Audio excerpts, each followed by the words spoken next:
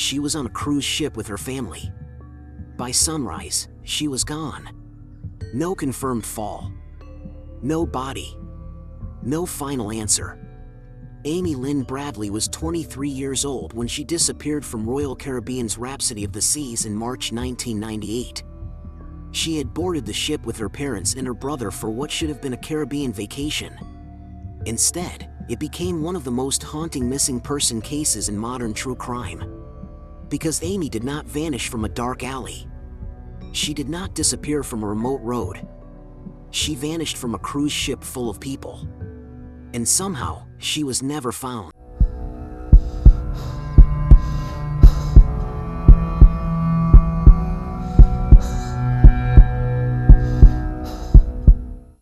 The ship left San Juan, Puerto Rico, on March 21, 1998. It traveled to Aruba, then moved toward Curaçao. During the early morning hours of March 24th, Amy went missing. That is the official frame. But the details are what make this case impossible to forget. Amy had been out the night before. She had danced. She had been seen with other passengers and ship employees. Later, she returned to the cabin area shared by her family. According to accounts repeated over the years, her father saw her resting on the balcony early that morning. A short time later, she was gone. Not gone from a hotel. Not gone from a city. Gone from a moving ship approaching port. At first, the most obvious theory was that Amy fell overboard. It is the theory people reach for because it is simple. But simple does not mean satisfying. Her family has long questioned that explanation. They have pointed to the lack of a body, the narrow window of time, and the feeling that something about that morning never fully made sense. Investigators searched.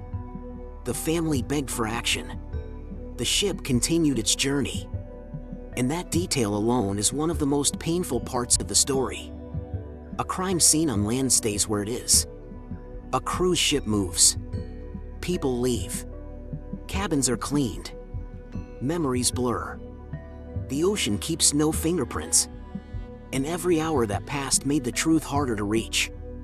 Over the years, the case became even more disturbing because of reported sightings.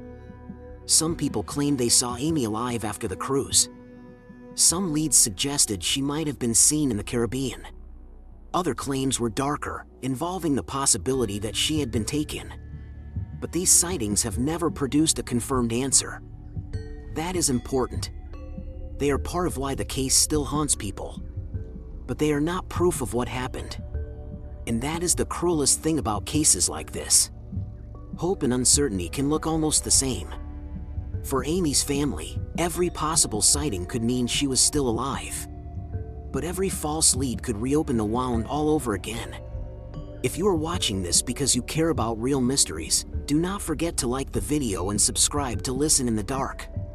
It helps the channel continue telling stories like this, stories about real people, unanswered questions, and the cases that stay with us long after the screen goes black. What makes Amy Bradley's disappearance so powerful is not only the mystery. It is the setting. A cruise ship is supposed to feel safe. It is a floating resort. Bright lights, music, staff, decks, pools, hallways, and strangers passing each other all night. But a cruise ship is also a strange kind of world. It is crowded, but anonymous. It is public, but full of private spaces. It is controlled, but always moving. And when it reaches another country, everything becomes more complicated. Different authorities, different timelines, different jurisdictions. That is why the Amy Bradley case feels like a nightmare built out of logistics. If she fell, why was there no clear evidence? If she left voluntarily, why no confirmed trace afterward? If someone took her, how did it happen on a ship full of people? If she was seen later, why has no sighting ever brought her home? Every theory explains one part. None explains everything. The Netflix documentary brought the case back into public attention by revisiting the timeline, the theories, and the family's search for answers. That matters. Because in true crime, victims often become symbols. A face, a date, A mystery. A thumbnail. But Amy was more than the disappearance. She was a daughter.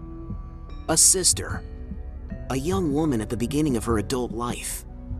She had plans, relationships, a personality, a future that did not belong to the internet. And that is why this case should be told carefully.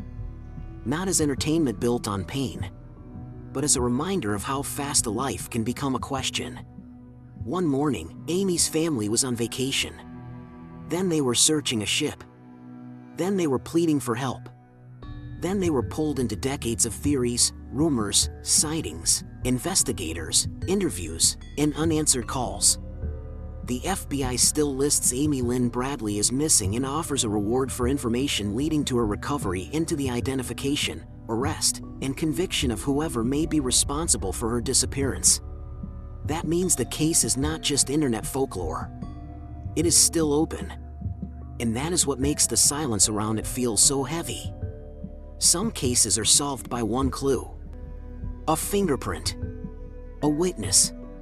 A piece of evidence found years too late. But Amy's case seems to float between possibilities. An accident.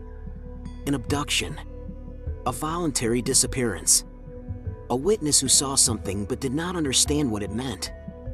A person who knows something and has never spoken. There may be someone alive who remembers the missing detail. Someone who saw her in a hallway. Someone who noticed her leaving a deck.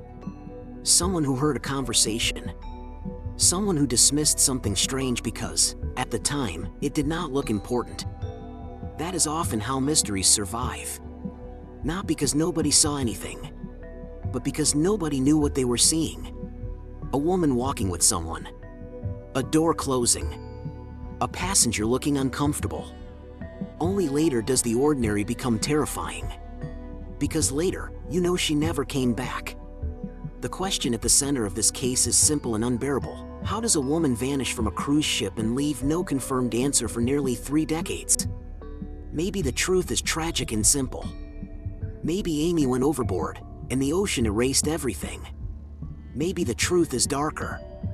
Maybe someone saw an opportunity and took it. Maybe the real answer is hidden inside one moment that no one recognized soon enough. But until there is proof, the responsible thing is to say what we know, what has been reported, and what remains uncertain. Amy Bradley disappeared in the early morning hours of March 24, 1998. She was on Rhapsody of the Seas. She was never found. Her family never stopped looking. And the case remains open. That is the truth we have.